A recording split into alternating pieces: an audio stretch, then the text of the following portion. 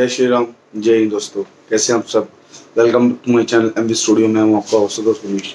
दोस्तों सबसे अच्छी और सबसे बड़ी खबर निकल के आ रही है चीन के बारे में। जैसा कि आपको पता है कि पूर्वी लद्दाख में हमारी चीन के साथ तनातनी बहुत चल रही है और चीन जो है वो पीछे हटने को तैयार नहीं है। चीन सिर्फ टाइम पास कर रहा है और वो बिल्कुल भी कोऑपरेट नहीं कर रहा है और चीन एक बड़े जंग की तैयारी में है। चीन सिर्फ टाइम पास ही कर रहा है कि वो हर बार ये बोल देता है कि जो कमांडर लेवल की मीटिंग हो गई हम पीछे हट रहे हैं और वो पीछे नहीं हटते हैं। तो एक बहुत बड़ा बयान आया हमारे सीडीएस विपिन रावत जी की तरफ से। उन्होंने ये कहा है कि हमारे पास सैनिक कार्रवाई का ऑप्शन भी बचता है। अगर चीन नहीं मानता है तो हम उनके ऊपर सैनिक कार्रवाई भी कर सकते हैं। ये हमारे जो सीडीएस विपिन रावत जी, इनका ये बहुत बड़ा बयान आया है। राजनाथ सिंह जी जो हमारे रक्षा मंत्री जी हैं, उन्होंने एक उच्च स्तरीय मीटिंग ली थी जिसमें हमारे NSIG डोवल जी, तीनों सेनाओं के अध्यक्ष और भी उच्च अधिकारी शामिल थे। उसके बाद सीडीएस विपिन रावत जी ने कहा है कि टीम जो चाइना वो सिर्फ टाइम पास कर रहा है। उन्होंने बड़े कड़े शब्दों में कहा है कि इतने कमांडर लेवल मीटिंग होने के बाद भी जो चीन वो पीछे नहीं हट रहा है। उन्होंने कहा है कि हमारे पास अभी का ऑप्शन बचा हुआ है, हम सैनिक कार्रवाई चीन के ऊपर कर सकते हैं। तो ये हमारे डिफेंस विपिन रावत जी का बहुत बड़ा बयान है। उन्होंने ये भी कहा है कि हमारी जो सेना की तैयारी वो पूरी है। एक मोर्चा हो या दो मोर्चे, हम दोनों मोर्चों से जो हैं वो दोनों मोर्चों के लिए तैयार है। बात है वायु सेना, थल सेना और जल सेना, तीनों ही सेनाओं में समन्वय बहुत अच्छा है। तीनों सेनाओं की जो बॉन्डिंग वो बहुत अच्छी है और आने वाले टाइम में तीनों ही सेनाएं बहुत अच्छे से अपना कार्य करेंगी। और इन तीनों ही सेनाओं के बारे में कहा जाता है कि तीनों की बॉन्डिंग बहुत अच्छी है और इनकी प्रैक्टिस भी बहुत अच्छी चल रही है। तो दोस्तों इस टाइम में विपिन रावत जी का ये बयान बहुत बड़ी हुआ था। इसके अलावा जो भारत के विदेश मंत्रालय के प्रवक्ता है अनुराग श्रीवास्तव जी, उन्होंने ये कहा है कि चीन जो है वो हर बार डिप्लोमेसी लेवल पे बातचीत करता है और इस चीज़ को नकार देता है। इसके अलावा दोस्तों पेंगुइन लॉक और दौलत बेग ओल्डी में चीन के जो टेम्पररी स्ट्रक्चर है वो उन्होंने अभी नहीं हटाए हैं और कुछ हद तक वो पीछे गए हैं और पर वो परमानेंटली पीछे नहीं गए हैं। भारत ने ये कहा है कि हम अगली बातचीत जब करेंगे जब जो अप्रैल में जो स्थिति थी वो स्थिति बनेगी, उसके बाद ही हम कुछ कह सकते हैं, उसके बाद ही हम चीन के साथ बात करेंगे। दोस्तों अगली खबर ये है कि चीन जो है वो पाकिस्तान को एक युद्ध पोत दिया है, आधुनिक युद्ध पोत दिया है। चाइना पाकिस्तान को 4 आधुनिक युद्ध पोत देगा, एक उन्होंने उसकी डिलीवरी कर दी है। ये जो युद्ध पोत है ये जिंगजुआ जो शिपयार्ड है आयोजित एक प्रोग्राम में ये पाकिस्तान को दे दिया गया है और जो पोस्ट उसको भी डिस्क्लोज नहीं किया गया है।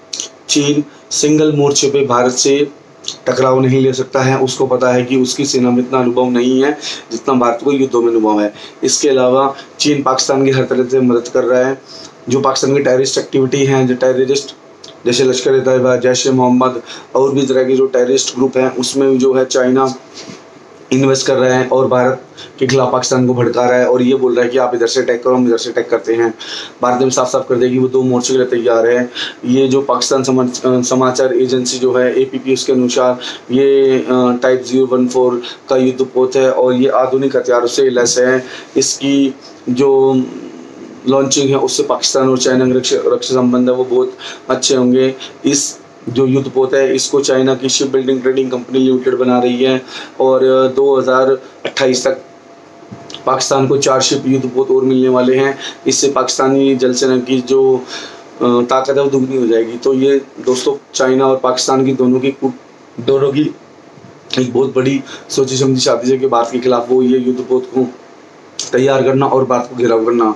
भारत भी अपनी तैयारी जो है वो दोनों तरीके से कर रहा है।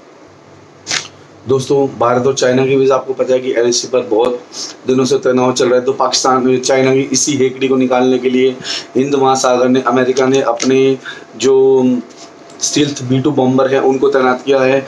ये एडवांस ये एडवांस लड़ाकू विमान है। वर्ल्ड के सबसे अच्छे रडार में इनकी लड़ाकू विमान उनकी गिनती की जाती है और रडार की पकड़ में भी नहीं आते।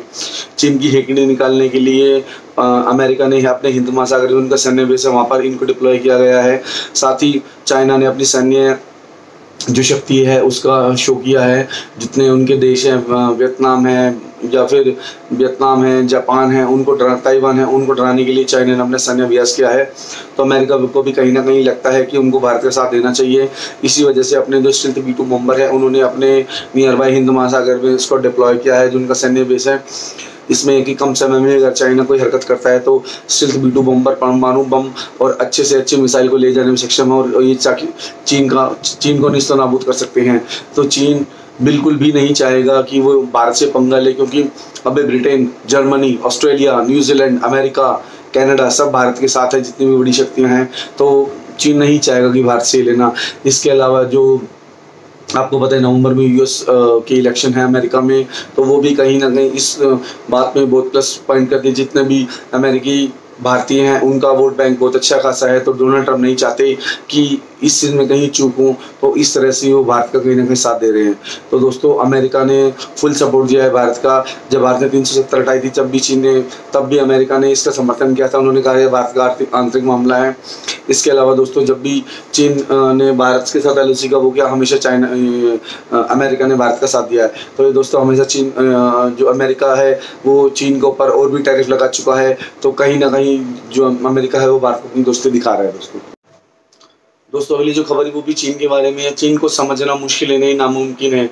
एक तो चीन जो है पूर्वी लद्दाख में 4 महीने से तनातनीत बनाए हुए हैं, अपने सैनिकों को पीछे नहीं कर रहा है। 6-7 कोर कमांडर लेवल की मीटिंग होने के बाद भी ये चीज़ प्रॉब्लम एग्जिस्ट कर रही है।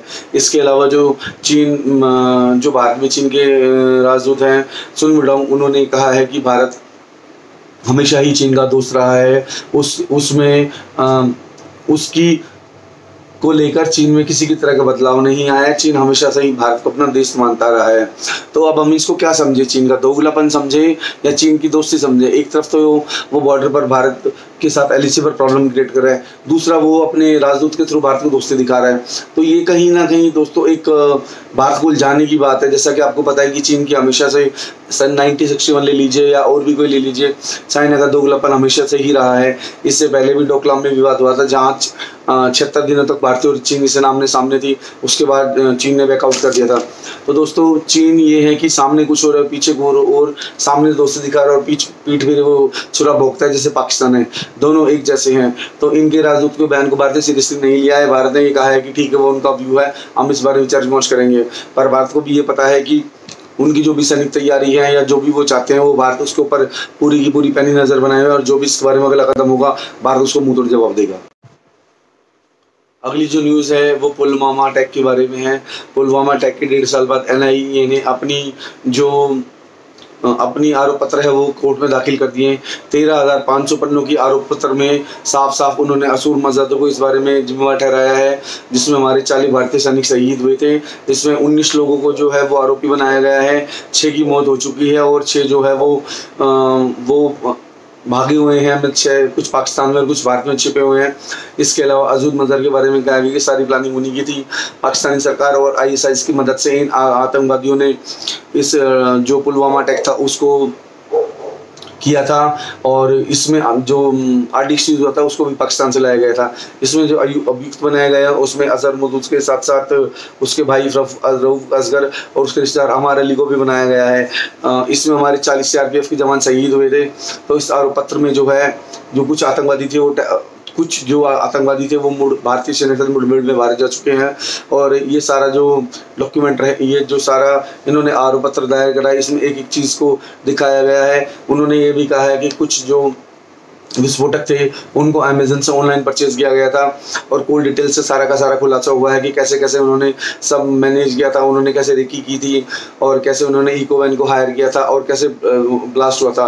तो वो करना तो 5 तारीख को चाहते थे, पर बर्फ पड़ गई थी और कुछ सिक्योरिटी की वजह से भी वो नहीं कर पाए थे। फिर उन्होंने 14 फरवरी 2019 का दिन चुना था, जिसमें RDX लेके वो चले थे और इको गाड़ी को सीधा CRPF का कैंप जा रहा था, जो सैनिक अपने घरों से ड्यूटी पर जा रहे थे, उनकी गाड़ी में उनकी काफिले में घुसा दिया था, जिससे बहुत बड़ा ब्लास्ट हुआ था और हमारे 40 सैनिक जो है वो मारे गए थे पुलवामा अटैक में। उसके बाद भारत ने भी दोबारा से पाकिस्तान में अटैक किया था, जिसमें पाकिस्तान के बहुत सारे आतंकवादी मारे गए थे। इसके अलावा उनकी दोबारा हिम्मत नहीं की, वो दोबारा अटैक भी कर सकते हैं।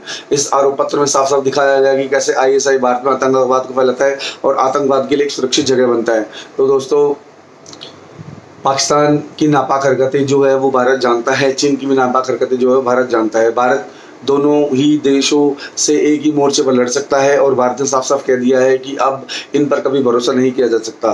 तो दोस्तों जो भी इस बारे में कोई नया अपडेट होगा मैं बता दूंगा। अगली अब वीडियो बनाएंगे सुशांत के बारे में। सुशांत के बारे में दोस्तों बहुत कुछ हो रहा है। अभी नारकोटिक्स विभाग ने भी ये कहा है कि जो रिया चक्रवर्ती है उसकी बात किसी जो ड्रगिस्ट से हो रही थी, जिससे वो ड्रग ले रही थी और सुशांत को देती थी। इसके अलावा जो है सीबीआई ने भी पोस्टमार्टम के ऊपर भी सवाल उठाए कि पोस्टमार्टम इतना लेट क्यों किया गया। इसके अलावा उन्होंने ये भी कहा है कि पोस्टमार्टम हाउस में जो है वो रिया क्यों मिली थी उनसे जब उनके घर वालों को मिली थी। बहुत सारे क्वेश्चन थे। इसके वीडियो में दोस्तों हम कल वीडियो बनाएंगे और सारे अपडेट करेंगे और सबको एक्सपोज करेंगे। तो ऐसे अपना प्यार बनाए रखिए मेरे साथ। मुझे इंस्टाग्राम पे फॉलो कीजिए, डिस्क्रिप्शन में मेरे लिंक मिलेंगे। वीडियो अच्छी लगती है तो दोस्तों एक बिग थम्स अप दीजिए, लाइक बटन को दबाइए, वीडियो को शेयर कीजिए जितना ज़्यादा हो सके और अपने भाई का से प्यार देते रहिएगा। मिलते हैं अगली वीडियो में दोस्तों। जय श्री राम, जय हिंद दोस्तों।